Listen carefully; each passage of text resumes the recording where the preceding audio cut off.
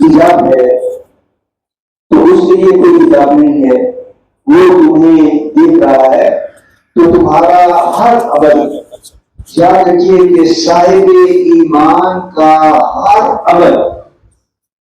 خالص اللہ کی رضا کے لیے ہونا چاہیے، اور جب اللہ کی رضا کے لیے صاحب ایمان کی عمل اختیار کرتا ہے تو یہی تقویٰ ہے۔ اللہ کریم کو صاحب ایمان سے جو چیز مطلوب ہے وہ تقویٰ ہے، اس میں اخلاص ہے۔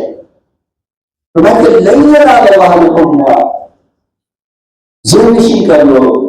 کہ رب کائنات کو تمہاری قربانیوں کے گوشت نہیں پہنچتے، رب کائنات کو تمہاری قربانیوں کے گوشت درکار نہیں ہے، اور نہ ان کے خون پہنچتے، نہ ان کے اس کو خون کی ضرورت ہے۔ اس کو جو چیز مطلوب ہے، جو چیز محبوب ہے، جو چیز تمہاری طرف سے اس کو درکار ہے، وہ حسن اخلاص ہے، وہ تقویٰ ہے، خالصتاً اللہ کی رضا کے لیے کیے جانے والا عمل ہے۔ احادیث مبارکہ سے پتہ چلتا ہے کہ اگر کوئی شخص 100 میں سے 99 حصے عمل کی نیت اللہ کی رضا کے لیے کرے اور 1% اس میں دکھاوا ہو تو رب کائنات کو وہ عمل مطلوب نہیں ہے، وہ ایسا عمل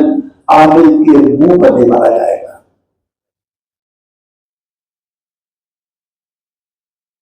ہمیں اپنی نیتوں کا اخلاص خود سے میت کرنا چاہیے، دیکھنا چاہیے کہ ہم کہاں کھڑے ہیں، اور اس حوالے سے اللہ رب العالمین کی بارگاہ میں التجا کرنی چاہیے، توبہ کرنی چاہیے کہ باری تعالیٰ ہم تیرے عاجز بندے ہیں، اگر ہم سے کہیں کوئی غلطی کوتاہی ہو جاتی ہے تو تو اپنے کرم سے اسے معاف کر دے، نہ کہ اس کے اشتہارات چھپوائے جائیں، نہ کہ ان کا ڈھنڈورا پیٹا جائے، نہ کہ اس کا دکھاوا کیا جائے۔ دکھاوا اللہ کو پسند نہیں ہے۔ اللہ رب العالمین نے کتنے انعامات آپ پر کیے ہوئے ہیں، کیا اس میں کوئی اس کا ڈھنڈورا پیٹا ہے؟ وَإِن تَعُدُّوا نِعْمَتَ اللَّهِ لَا تُحْصُوهَا، اگر اس کے ادا کردہ انعامات اور نعمتوں کو گننا چاہو گے نا، تمہاری گنتی میں وہ نہیں آئیں گے، وہ تمہاری شمار میں نہیں آئیں گے، اس قدر زیادہ اس کی نعمت۔ ایسے ہی اگر اس نے تمہیں صاحب استطاعت بنایا ہے تو تم اس کی رضا کے لیے، اس کی خوشنودی کے لیے کام کرو، اور تمہیں تمہارے اندر کی یہ کیفیت ہونی چاہیے۔ نبی اکرم صلی اللہ علیہ وسلم سے نبی نے کہا ہے کہ تم فرما دیجیے ان صلاتی و نسکی و محیایا و مماتی للہ رب العالمین، پکی سچی بات تو یہ ہے، حقیقت تو یہ ہے کہ میری نماز ہو یا میری قربانی، میرا جینا ہو یا میرا مرنا، یہ سارے کا سارا رب جلال و اکرام کے لیے ہے، جو سارے جہانوں کا پروردگار ہے۔ یہ جان دی ہوئی اسی کی تھی، حق تو یہ ہے کہ حق ادا نہ ہوا، اسی کا دیا ہوا مال ہے، اس کی دیے ہوئے انعامات ہیں، اس کی دی ہوئی جان ہے، اسی کا دیا ہوا وقت ہے، اسی کی دی ہوئی مہلت ہے، اسی کی دی ہوئی فرصت ہے، اسی کا شکر ادا کرتے ہوئے یہ بہت بڑا فرق ہے، بہت بڑا فرق ہے صاحب ایمان کی زندگی میں، مومن کی زندگی میں، مخلص کی زندگی میں، محسن کی زندگی میں اور ریاکار کی زندگی میں۔ ہم بچپن میں یہ بہت کثرت سے سنا کرتے تھے کہ نیکی کر دولائے میں ڈال، نیکی یوں کرو کہ دائیں ہاتھ سے نیکی کر لو، بائیں ہاتھ کو اس کی خبر نہ ہو۔ پھر ہم نے دیکھا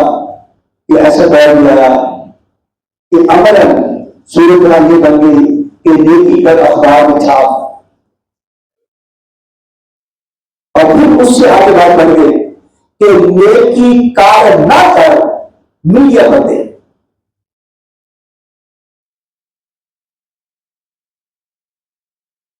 قومی مال ہے، قومی خزانے سے ہے، عوام الناس کا ہے، اور تصویریں ان لوگوں کی ہیں، پتہ نہیں کیا کچھ ہو رہا ہے۔ رب نے معاف فرمایا، کس لیے کر رہے ہیں؟ کس لیے کر رہے ہیں؟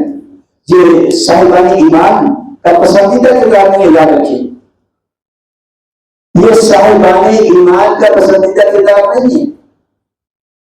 پسندیدہ کردار تو یہ ہے کہ صاحب ایمان کی جان بھی، مال بھی، اس کی صلاحیت بھی ساری رب کی ادا کرتا ہے، اور رب کی رضا کے لیے ہی سب ہو جائے۔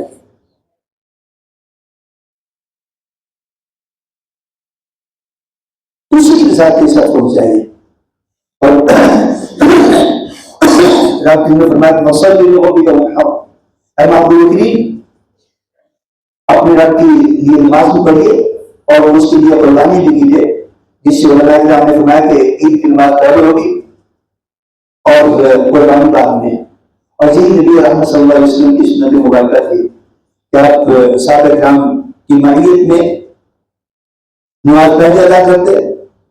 اور قربانی بعد میں کرتے، اور قربانی کے لیے نبی صلی اللہ علیہ وسلم اپنے دستے مبارک سے نحر فرماتے، چھری چلاتے۔ یہ نہیں ہے کہ ڈر ڈر کے پیچھے ہٹنا، آنکھیں بند کر لینا، اور قربانی کرتے وقت بندہ مومن کے دل کے اندر یہ جذبہ ہونا چاہیے کہ یا رب ذی الجلال والاکرام، اب آج اس وقت تیری رضا کے لیے تیرے دیے ہوئے مال میں سے یہ میں مال قربان کر رہا ہوں، تیرے دیے ہوئے حلال جانوروں کا خون بہا رہا ہوں، اگر ضرورت پڑی تو تیری رضا کے لیے میں اپنی جان اپنا خون بھی تیری بارگاہ میں پیش کرنے کے لیے تیار ہوں۔ اگر یہ جذبہ دل میں پیدا نہیں ہوتا تو پھر اس کی فکر کی جائے